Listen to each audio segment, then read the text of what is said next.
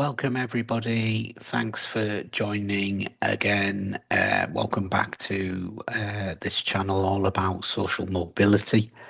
It is Sunday, the 12th of July, 2026. It is absolutely sweltering heat here in the UK. In Manchester right now, it's about 24, 25 degrees.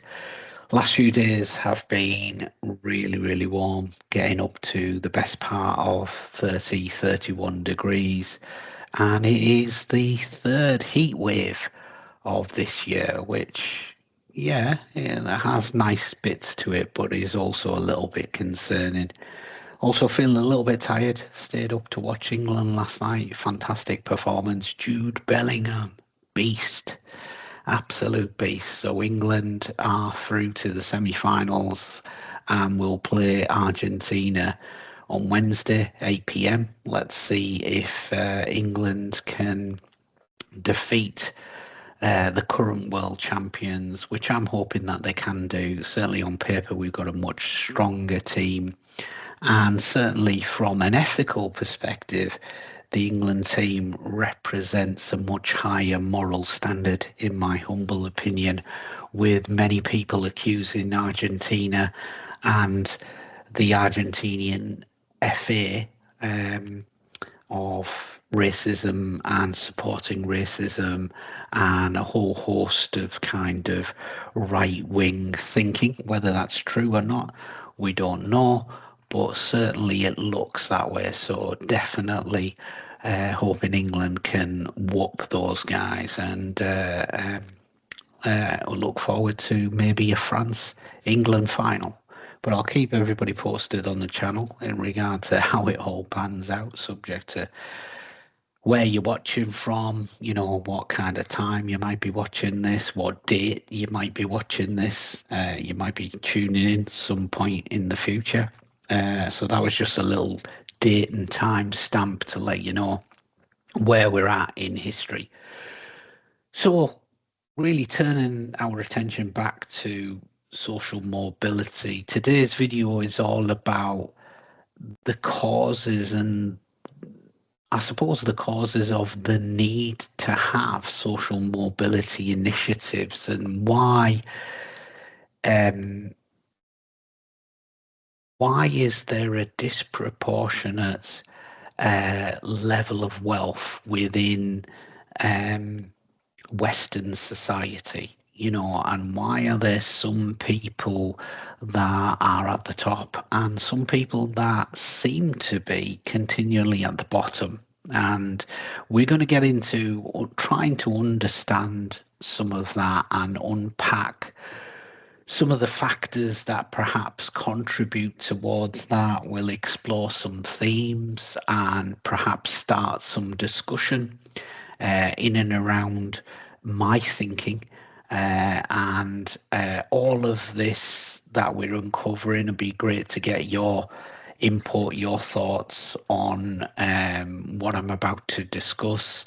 But obviously, these are just my opinions, and certainly understanding the causes of some of these issues is really important and feeds back into having the right mindset that we've been discussing in the other videos within the channel. And having that right mindset also includes being knowledgeable and aware of what is going on in the world around you so that you can make the necessary changes to have the right impact and influence wherever that might be, whether that is in your own individual family setting, whether that's at work, whether that's at a community level, or something beyond. And I suppose really understanding what causes these kind of inequities within society is quite apt at the moment, because certainly in July 2026, we find ourselves, not just here in the UK, but certainly globally, there has been almost a backward step to very much right wing thinking and blame culture and I suppose just a climate of hate and a climate of intolerance. And there's lots of factors that contribute towards that. One of the main kind of factors is that certainly Western society seems very much in economic decline, and there is definitely a very poor distribution of wealth within our country and across certainly a lot of Europe and certainly the US as well. Wealth is held by a small strata of society, and certainly how it's distributed across the wider society certainly seems very unfair. And I think in the current climate, what we are seeing is people are openly coming out and saying, let's blame immigrants, let's blame coloured people, whether they're black, Asian, whether they are non-Christian, whatever the case might be. There seems to be a backlash against anything that is white Christian and anything that can legitimately, in the opinion of those people, say I'm English or I'm British or I'm wherever you might be.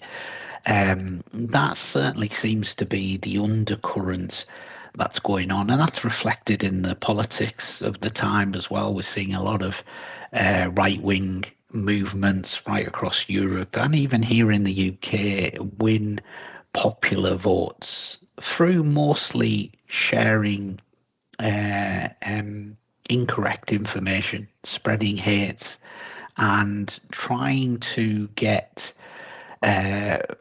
perhaps lesser educated people or people that perhaps want to listen to what politicians have got to say to try and pass the blame to somewhere else and try and be in a position where there's almost like a smoke screen put up. So I want to try and unpack some of that because it's super relevant to social mobility and the causes of, um, you know, the sociological inequities of our time, right? And certainly why are certain stratas of society targeted in the first place?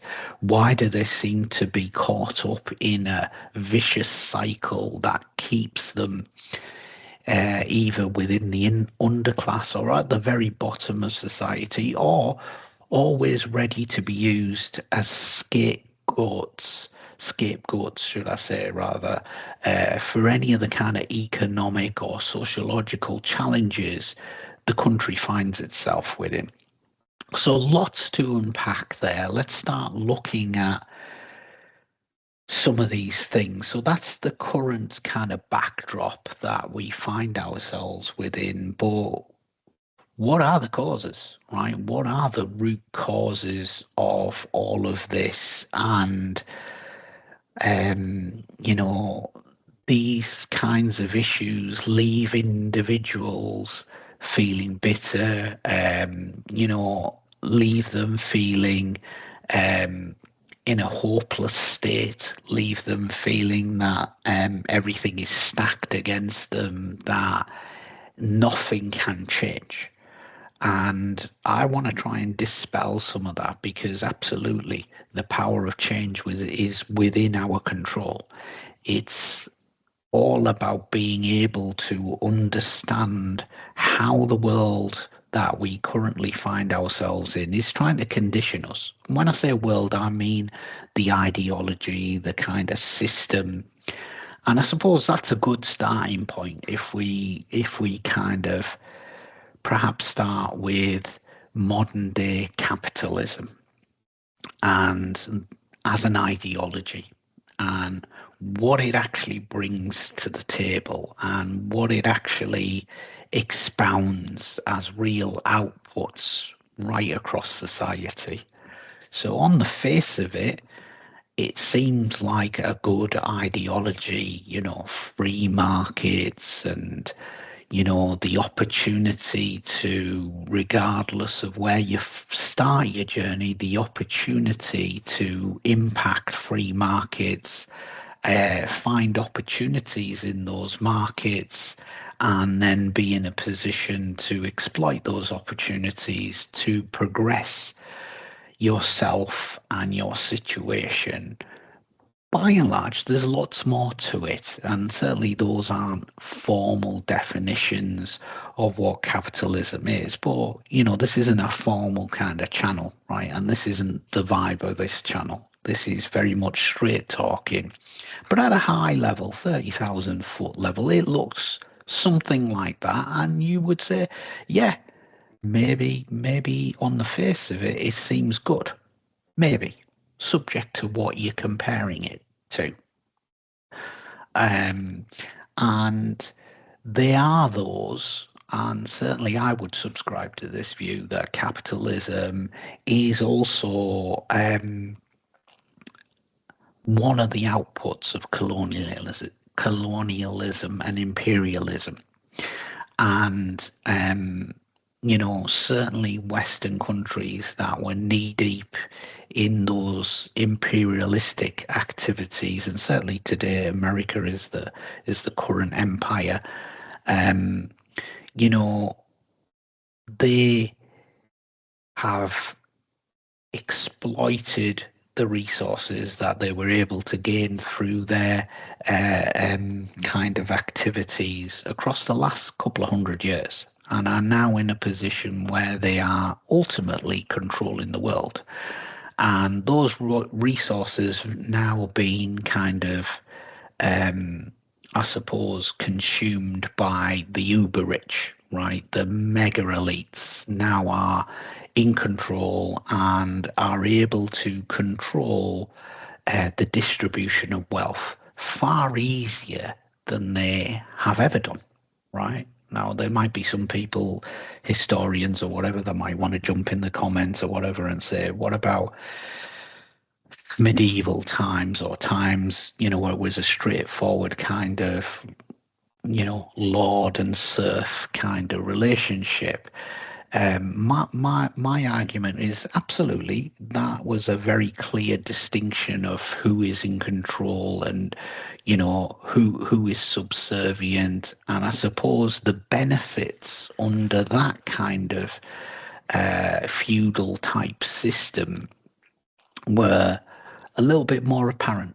Absolutely, I'm sure injustice was something that happened throughout history. There's no ifs or buts about that. That's, the nature of some men and some humans is to lose their mind and to lose their humanity. And certainly if they don't have the right moral compass from the outset, that's going to be reflected upon or reflected within their actions, right, and their outputs, and their whole perspective on what is right and wrong. But what's happened, certainly as we've progressed through history, is that we now are operating within a period or within a system that tries to give you the illusion that everything is a level playing field, and tries to give the illusion that those feudal times were something that you'll find in the history books. And maybe, yeah, from a terminology perspective, you could say that is the case. And absolutely, there are some very good things that capitalism brings to the table. And, um, you know, as an ideology on paper, it certainly might seem something positive.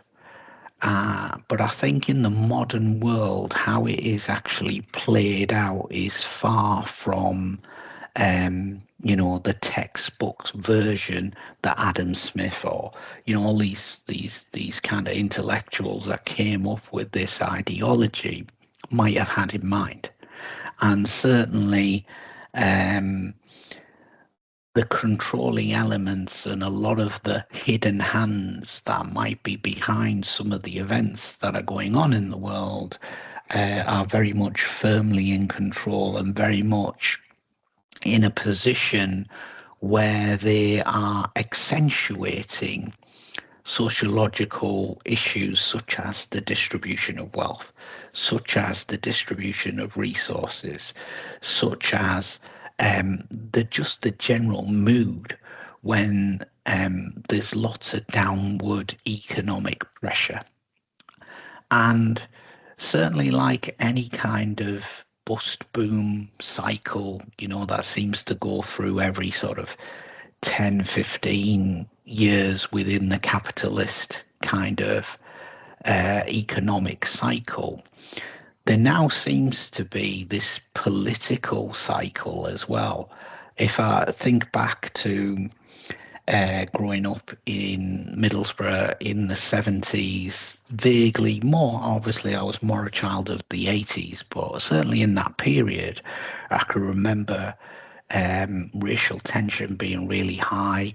I can remember certainly people of Pakistani heritage and, of Caribbean heritage or African heritage being ridiculed and being the victims, certainly of working class, some people might say was humour, was harmless fun, but the vibe was very much, quite still white supremacy. And, a lot of that was driven by insecurities. A lot of that was driven perhaps by the economic climate at that time, as certainly the UK economy was transitioning from being a heavy industrial economy into a service-based economy, and the whole vibe of privatization and the Margaret Thatcher kind of Scud missile, for the want of a better description, or call it an ideological blag, if you want, of saying, listen, you can be free, you can be an owner, you can own your own council house, you can own shares in the newly kind of privatized utilities or whatever kind of activities were going on through that period. And I suppose for about 20, 30 years, maybe that seemed good, right? And certainly there were lots of people that benefited. And when I say benefited, I mean from, short-term kind of economic benefits, mostly through, things like property or being able to start businesses and things like that. And all of that has positives to it, absolutely. But I think that when you are operating within a system that is built upon a foundation of promoting debt, of promoting interest, and of promoting unfairness, because for this system to function and for everybody to be kind of satisfied, for the want of a better description, with the system, there always needs to be bad guys, right? That the system can point to through various actors to say, here's where the problem lies. These are the people or the things that are causing the economic pain that you are feeling. And ultimately, capitalism is a very kind of violent economic experience. It really is. Whether you are experiencing it here in the West or whether you are experiencing it elsewhere in the world through some of the foreign policy kind of activities of Western countries that are fueled by capitalist greed, fueled by imperialism and wanting to be in control and wanting to be able to run the world. And certainly people that are not from what is deemed to be kind of British heritage, as in, white, when you're in this system, um, there is always an undercurrent that will let you go so far, right? Now, there might be some people that say, no, you're paranoid, or you've got a chip on your shoulder, or these are just um, colonial and imperialistic myths and nonsense. Absolutely, those things really do exist, just like um, inequality exists, just like discrimination exists. And, these things can't be ignored. And I think for a while,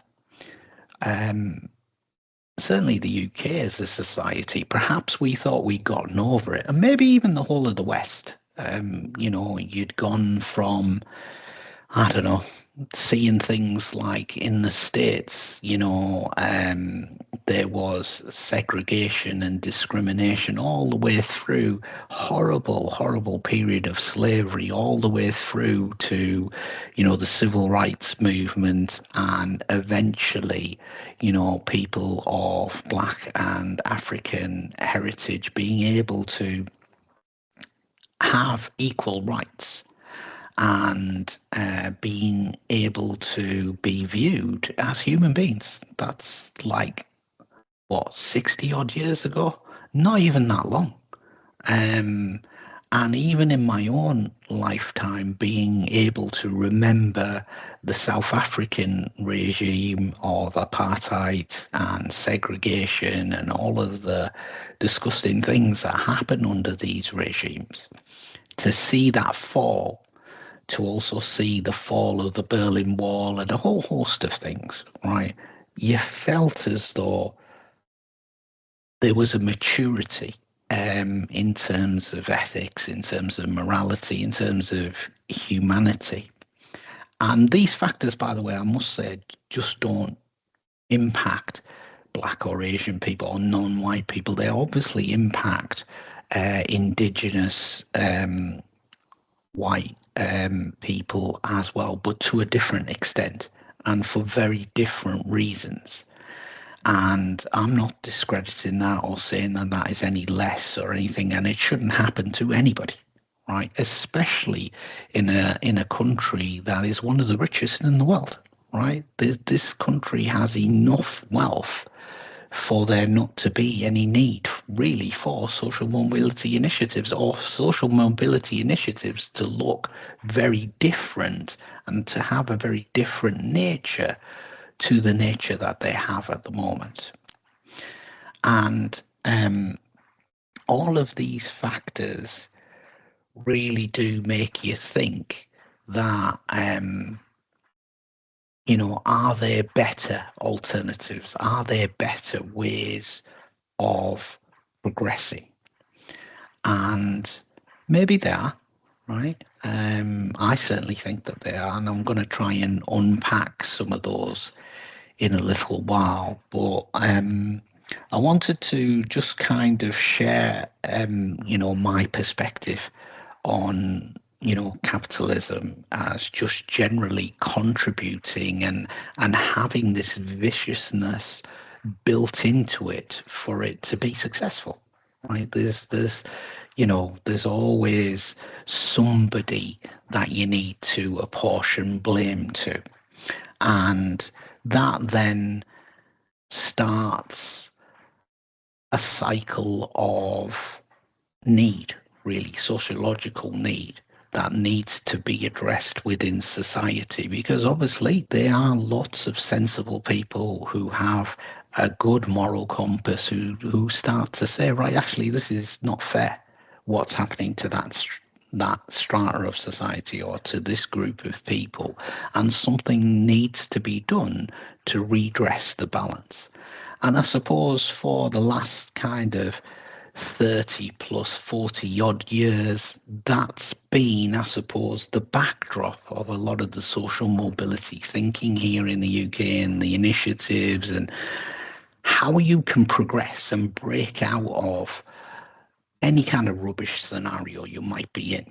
And there is a pathway, or there was seemed to be some sort of defined journey that you could go on. But certainly the way that the world's changed now, you know, is it still relevant? Is it still aspirational to want to kind of go on this journey or to be part of this system? Because certainly in the modern age, and very much with the age of technology that we're living in, right, is that we live in this information age, and I think the moral mask of capitalism has certainly slipped significantly. And a lot of people are questioning what is really going on. Why is it really like that? Okay, mainstream society might say it's X, Y, and Z, but in reality, it seems a bit more like A, B, and C. And there certainly seems to be a lot of hidden hand activities. There seems to be a lot of disadvantage that is blatant. And we certainly seem to now be in an age where people almost seem to flaunt the fact that they're going to influence things purely for their own advantage.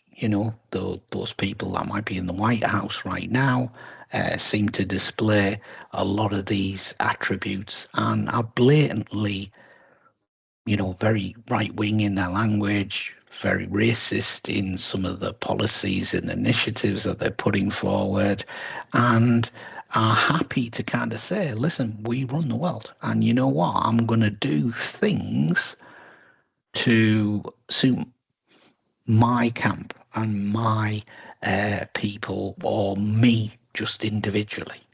And it's a very dangerous period of history that we're in. And whilst it's dangerous, obviously, it's very interesting to try and understand, how do we navigate this? What do we do as sensible people to get through a period like this, to be able to address inequality, to be able to address this lack of morality, be able to address and tackle all of these influences that seem to be controlling governments and be able to make certain things happen for certain groups within society. It all seems very unfair. And fundamentally, this really bad distribution of wealth compounds the overall feeling for most people in society. A lot of people are like feeling the heat, for the want of a better description. I'm saying that because it's a very hot day, but not that kind of heat. The economic heat, right? In terms of the struggling to pay bills, the amount of people that are now turning to food banks in 2026 is crazy. Like both parents working, right? Hardworking, grafting people that are decent people that want to be in a position where they're just trying to find something better for themselves and their families, right? Um, the country's in a terrible economic debt at the national level, which is clearly unsustainable, and that is increasing. And that also comes down then to personal debt levels as well have increased and are very much trapping society and making and formulating a very different type of slavery that is based upon debt.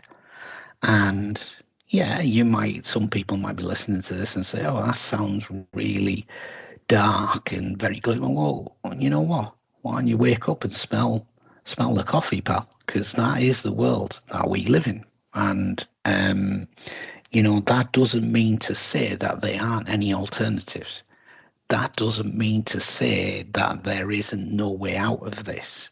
That doesn't mean to say that we already, through history, have seen better ideologies and ideologies that promote fairness, equity, and goodness because they're spiritual in nature, right? And over the last kind of couple of 100 years, the in this age of imperialism, Western white supremacy type kind of vibe, a lot of the good things historically have been hidden, and a lot of the facts have been misrepresented. And there are better systems out there, systems that and ideologies that are built on goodness and have the right foundation. And that is why, certainly from my side of things, you need to have a strong spiritual connection to be able to navigate the really challenging landscape that we all find ourselves in. Because having that really allows you to wake up fully and to be able to see things in a very different way, and to acknowledge that things are not what they seem and are not as one-dimensional as they appear. And I think that when you have that perspective, you are able to find positivity, you are able to find clarity, you are able to find good things where, on the surface, they shouldn't exist, right? And the common denominator here is that all of the spiritual kind of ideologies, the natural kind of belief in one God, for the want of a better description. As I've mentioned in previous episodes, I personally am a Muslim and subscribe to that, and I know it's the truth because everything before that was just different versions of Islam. And I think when you have that as your moral compass and as your ideology and your view on the world, you are able to take control. You are able to plan in the right way. You are able to, promote a very different kind of power from within yourself. And it's interesting, really, that certainly over the last kind of 70, 80 years, there's been different little kind of interesting messages. And I suppose, being a child of the 80s, you can kind of lean into movie franchises, right? And look at the hidden messages of them. Obviously, a common one that everyone talks about is the Matrix, right? And that's a really interesting concept. And historically, people might have said, "Oh, all of that is nonsense and it's conspiracy thing," but everything is unfolding right before everybody's eyes, right? So there is a lot more kind of credibility in thinking in that way. There's a lot more people now that are turning around and even acknowledging that humans aren't the only entity, right? Which again is something that Islam totally acknowledges and explains 100%. But just leaning into something that is interesting, such as the hidden messages maybe in some of the interesting movie franchises. I mean, one that I always find interesting is the Star Wars franchise, and just the whole struggle within that. There is very much a hidden message of freedom, of inequality, of a genuine struggle of good versus evil. And I think that, you know, if you're a Star Wars fan, um, you know the score. And I think if you've never watched it, watch it. It's interesting. And not that it's going to connect anything to Islam and all of that. I appreciate you might get a load of like haters in the comments saying, "Oh, how can you compare Islam to the?" It's not about that, right? We're just kind of making an interesting observation for people that live in the real world, and for us to be able to cast this message far and wide, and for us to encourage people to think deeply and to be able to have ultimately control over their own scenario. If you have the ability to think freely and to be able to see things with clarity, you can plan in the right way, and you can plan to progress yourself. And that's what this channel's all about, is that positivity, that progression at an individual level, hopefully at a community level, because why wouldn't we all want to be better versions of ourselves so that we can have the right impact and influence in society and create much more positive communities, and communities that promote good, and communities that are effective.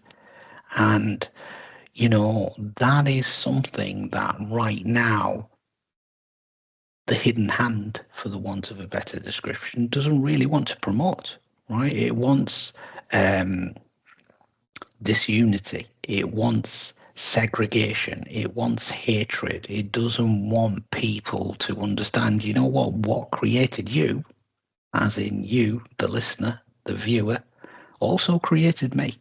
Whatever you might think or however you might describe that, um, and we have far more in common with one another than, the differences. The differences are remedial, right? And, the way that this system tries to condition you is it tries to, out of remedial nothing issues, tries to turn those into big things. For example, the color of your skin. For example, your religion. For example, the you know the color of your hair or something, or your gender or something like that. It tries to weaponize these things in a really, really dangerous way. Um, because here's the thing, right? If you hate me just purely because of the color of my skin, what a retard you are, right? It's as simple as that, right? What you got played big time.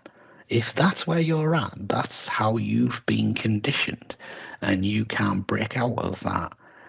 That's like me saying, right, I don't like it because you've got blue eyes, or I don't like it because you've got blonde hair, or I don't like it because you've got freckles. Now, there might be some people who say, yeah, I don't like people because of all of those. Again, those are very um, people with limited capacity, right, to think in the right way, or to put something positive back into society. And they really do need to have a word with themselves, or they do need to expose themselves and be around a different type of thinking, right? So that they can progress, so that they can break out of that, because that's pretty sad. And, yeah, of course, you have to stand up to people like that, right? But at the same time, you feel sorry for them. You're like, you know what? You actually think you're in a better position than me, but I actually feel sorry for you, right? Because this is how limited your worldview is. And the world is absolutely massive, and the opportunities are endless. And that is what we want to try and promote through this channel. And we really want to create a community where we can share ideas, and it doesn't really matter what your background is. It doesn't matter what your color is. It doesn't matter what your religion is. If you want to progress, whatever progression might look like to you, that it might be economic, progression, right? And of course, and I've been through that vibe, right? And when you're going through it, it seems like the be all and end all, but it's not. And it's not the only metric of success. And it isn't something that you should just say, right, well, if I haven't got this materialistic thing, I've failed. That is so sad to hear, right? Because there is so much to it, and certainly we should be looking to improve ourselves as humans. We should be looking to improve our characteristics and to beautify our characteristics so that we can have the right impact and influence, so that we can say to other people, actually, this is the buzz you want to be on. This is the vibe where the action's at, not the hater vibe, right? Or the vibe of, far right fascism, or being wanting to control or consume, unnecessarily.